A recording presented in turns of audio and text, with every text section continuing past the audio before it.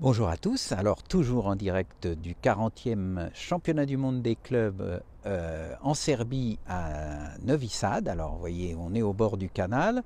Donc comme convenu, on va faire ensemble un petit point à la mi-temps.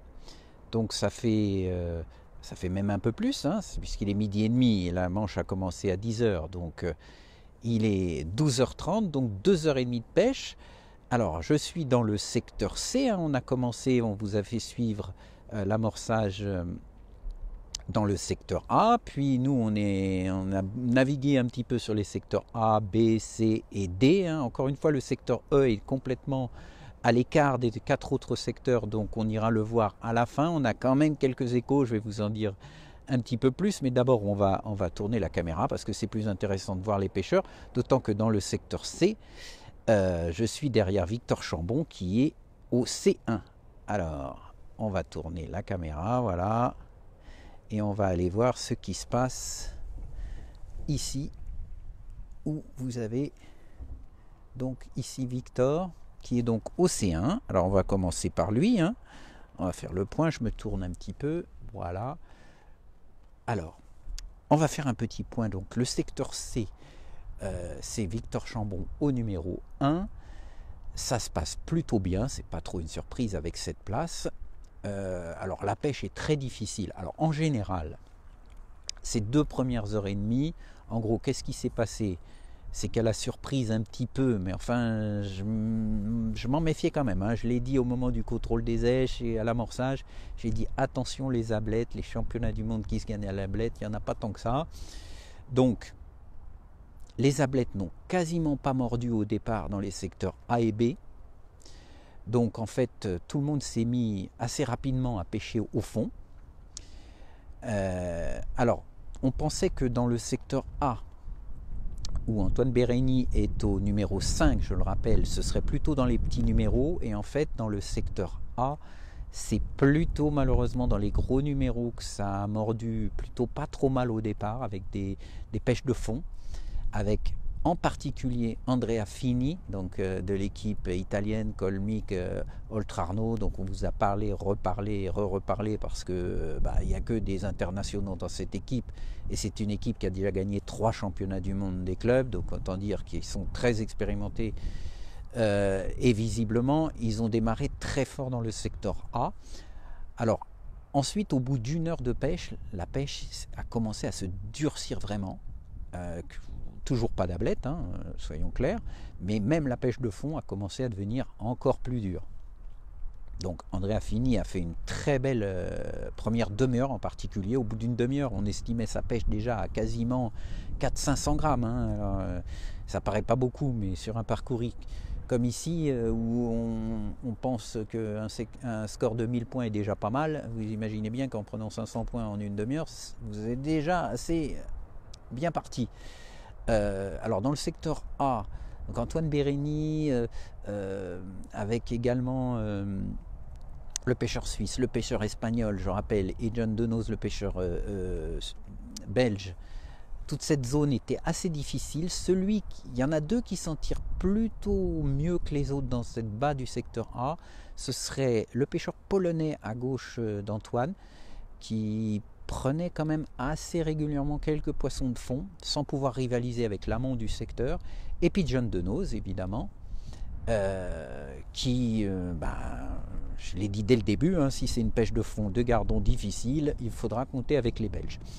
Dans le secteur A, j'ai dit, il y a Andrea Fini, mais il y a aussi un Tchèque.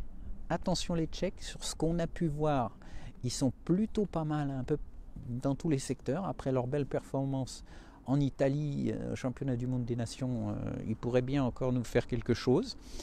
Alors sinon dans le secteur B, le secteur B, que je ne me trompe pas, qui est dans le secteur B, mince, c'est Émeric Chambon, le frère de Victor.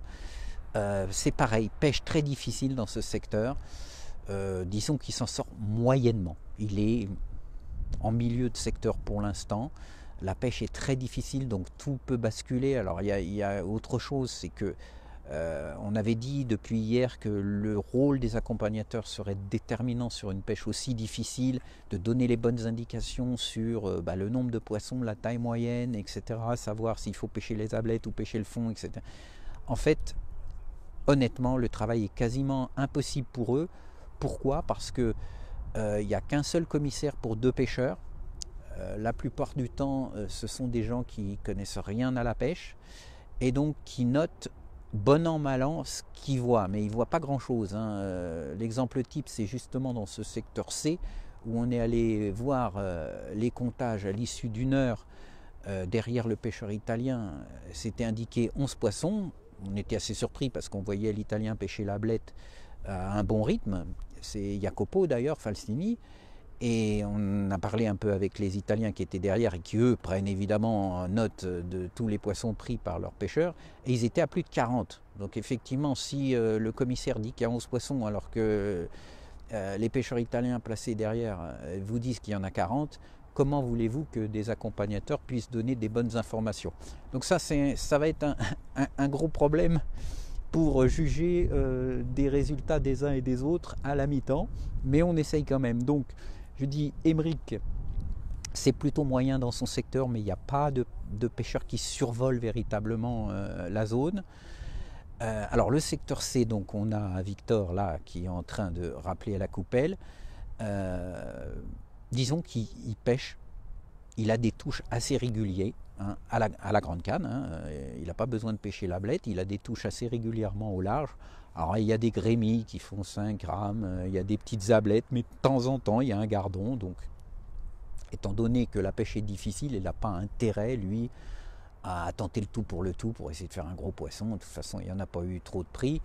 Il y a eu aussi hier, j'ai vu quand même à la dernière journée d'entraînement des Bulgares qui avaient réussi à prendre quelques brèmes un petit peu plus grosses.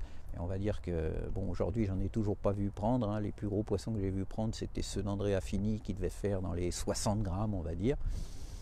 Donc pour l'instant tout se passe bien pour Victor Chambon. Alors je résume, secteur A c'est assez difficile pour nous. Secteur B on serait plutôt dans la moyenne. Secteur C on est plutôt dans les premiers. Secteur D où c'est Kevin Chartier, ça se passe aussi plutôt bien. On a parlé avec Jean Desquet qui estimait qu'il était dans les 5 premiers. Alors même si en termes de nombre, il est un peu décollé par rapport évidemment à ceux qui pêchent les ablettes. Dans le secteur C et D, autant dans le secteur A et B, il n'y a pas trop de pêche d'ablettes. Dans le secteur C et D, il y a des pêches d'ablettes. En particulier, les Italiens pêchent les ablettes. Alors que ici, par exemple, donc Victor pêche le fond. Et également Kevin Chartier qui pêche le fond et qui a des touches assez régulièrement aussi, avec de temps en temps des gardons. Donc c'est là que, ce que je disais tout à l'heure, malheureusement les informations que vont pouvoir donner les coachs seront forcément biaisées par le mauvais comptage, on va dire, des commissaires qui sont derrière, puisque Kevin Chartier avait par exemple au bout de 2 heures 44 poissons, alors que l'Italien avait plus de 100 poissons, mais c'était des ablettes. Donc le tout est de savoir si est-ce qu'un gardon égale 2 ou 3 ablettes pour Kevin, parce que évidemment il ne prend pas que des gardons Kevin, il prend aussi sur le fond des petites ablettes, des grémilles et tout. Donc c'est très difficile à juger, d'autant que les scores dans ces secteurs C et D, pour l'immense majorité des pêcheurs, ce sera en dessous de 1000 points. Donc évidemment, la taille des ablettes, des grémilles et des petits gardons va jouer beaucoup sur le classement, qui va se jouer forcément à 10 grammes près, 20 grammes près, 5 grammes près, peut-être même comme au championnat du monde en Italie, on se souvient où Maxime Duchesne avait réussi à gagner 3 places pour seulement 2 grammes. Donc il va falloir suivre la pesée de très près. Alors le secteur E, je vous ai dit, on n'a pas beaucoup d'infos parce qu'il est vraiment éloigné. On prendra tout à l'heure la voiture avec Jean-François pour aller suivre ce secteur et puis vous faire vivre la fin de la Manche et la pesée du secteur E. Bon, ça se confirme qu'il est plus poissonneux quand même que les secteurs A, B, C, D. En revanche, ça se passe pas trop bien pour l'instant pour Mathieu Plé, qui se trouve au numéro 19. Alors j'ai été plutôt optimiste parce qu'évidemment le 19 sur des secteurs de 23, vous n'êtes pas trop loin d'une aile, mais a priori ça se passe plutôt dans les petits numéros, avec en particulier le Hongrois qui a tiré le C1, le E1 pardon.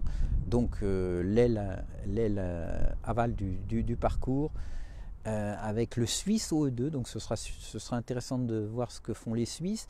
Les Belges, encore une fois, hein, pour donner des infos les plus complètes possibles sur ce qu'on peut voir, hein, mais c'est vraiment très difficile vu les scores faibles, c'est très difficile de faire des pronostics. Les Belges, ça se passe plutôt pas mal. John Denoz, encore une fois, dans le secteur A, alors qu'il est dans les petits numéros, c'est-à-dire les zones moins favorables, réussit quand même à prendre quelques gardons, donc les Belges c'est pas si mal. Les Suisses c'est difficile. Dans le secteur A à côté d'Antoine, Iseli a vraiment du mal, il n'a pas de touche quasiment au large, il est un peu dans le même cas qu'Antoine Bérény, donc pour l'instant ils marquent quand même pas mal de points. Donc je vous dis, alors les Italiens sont bien quasiment partout, hein. Bon, c'est une semi-surprise, hein, on va dire.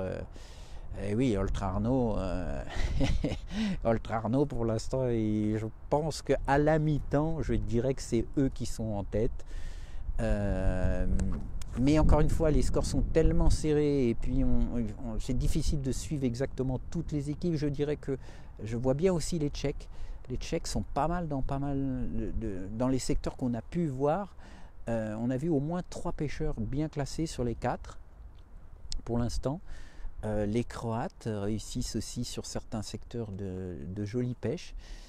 Et voilà, c'est tellement serré, et encore une fois, les comptages derrière sont tellement approximatifs qu'on ne peut pas vraiment dégager de tendance vraiment précise, à part que Oltrarno, pour moi, est pour l'instant en tête. Les Français, on va dire qu'il y a 2 pêcheurs bien classés. Donc Victor Chambon, que vous avez à l'écran en ce moment, et Kevin Chartier, donc dans le secteur C et D. Ensuite, dans le secteur B, on va dire que Émeric Chambon, c'est plutôt moyen. Et puis, en revanche, très difficile, a priori, pour Mathieu Play et pour Antoine Bérény. Voilà, donc nous, on va continuer un petit peu à regarder ce secteur avec Jean-François, puis après, on va prendre notre voiture, on va se diriger vers le secteur E. On vous fait vivre les 5-10 dernières minutes de la Manche derrière Mathieu Play, et puis ensuite, on suivra soit une partie, soit la totalité de la pesée du secteur E. Et puis après, dès que possible, on vous donnera les classements de cette première manche. Et puis ce soir, comme d'habitude, à 18h30, on fera notre petit débriefing. On verra si on s'est complètement planté dans nos pronostics. Et puis on verra si on a des infos à vous donner un petit peu plus précis sur les stratégies des uns et des autres. Parce que pour les Italiens, encore une fois, dans le secteur AB, ils ont pêché le fond. Dans le secteur CD, en revanche, ils pêchent plutôt les ablettes. Voilà. Donc je vous dis à tout à l'heure, donc vers la Manche va se terminer à 14h, donc on va dire à 13h50 environ, je prendrai le direct pour suivre la fin de cette première manche. À bientôt à tous.